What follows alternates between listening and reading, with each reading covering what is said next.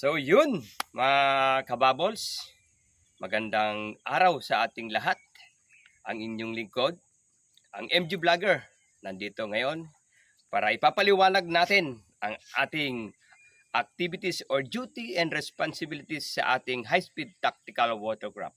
So mga kababols, ang duty ko ay bilang boat captain ay magkakandak tayo ng daily 3-engine warm-up. So ano yung mga benefits kung bakit ito ginagawa ng ating boat captain or yung boat crew. So para mamonitor natin mga kababols ang ating preventive maintenance.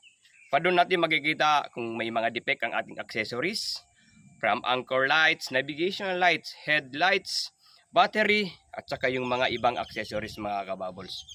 So magwa-warm up tayo ng 5 to 15 minutes. Magko-consume siya sa aking report ng 10 to 15 liters fuel. So yan ang mga kababols para mo-monitor din ang ating high speed kung ito ba ay ready for sea. Dapat kasi ang ating high speed ay laging nakahanda sa pagpapatrolya. So dito rin na mo-monitor kung ito ba ay limited. Limited means kababols minsan di maiwasan may nasisira na isang OBM sa pagwa-warm up. So, gagawa tayo ng derangement report para maging ma-actionan lahat ngayon. Siyempre, ang mag-a-action dyan ang ating MMRU.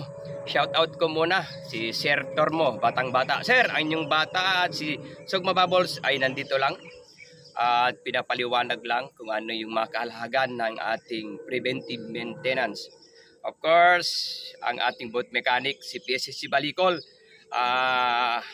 tuloy-tuloy yan sa kanyang award na bilang best mechanic.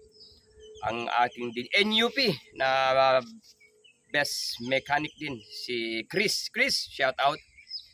At of course, hindi pwedeng kalimutan ang aking boat officer, si Sir Tabunan.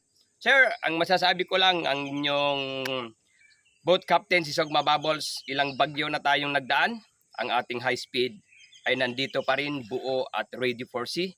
Diyan ka lang sir, andito lang ako. So mga kababols, ang ating mga tropa na naglalakbay ngayon, isa-shoutout ko muna, mag-on-board sila, magsi-seaborne from Luzon, Visayas at Mindanao. Una-una, babatiin ko muna kung saan ako nagsimula. So sa Mindanao, Salamitan, Basilan, Assalamualaikum, Chika Amkemon mga kababols. Buenos dias, con ustedes todo. March 9, 2023. Yan, of course, yung mga taga Region 1, Region 2, na imbag nga adlaw. So, kayo na yung magkakaintindi. So, good morning yun, mga kababols. Diyan naman sa Visayas, maayong buntag sa inyong tanan. Ang inyong lingkod na daadre, si Sugma Bubbles sa akong duty, sa aking high-speed tactical watercraft. So, mga kababols, samahan nyo ako sa ating warm-up. Let's go! A few minutes later. Yes, kababols, good morning. March 9, 2023. Tayo, dito naman ang inyong boat coxswain or El Capitan Sugma Bubbles. Magkakantak po tayo ng daily 3-engine warm-up. So, sisimula tayo ulit sa 0-0. Go tayo sa menu. Trip, set. Yan, port side 427.0, center 455.9. Dito tayo sa ating starboard 442.2. Ang ating GPS with longitude and latitude. So proceed na tayo dito sa ating start engine. So starboard, start. Center, start. Port side, start. Body number. Okay.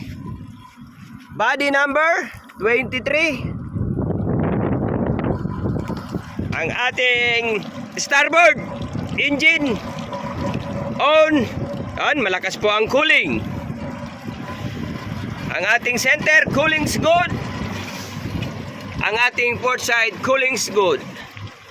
So high-speed tactical watercraft RMU 4A Cavite Marpsta. Good morning March 9, 2023. for our time to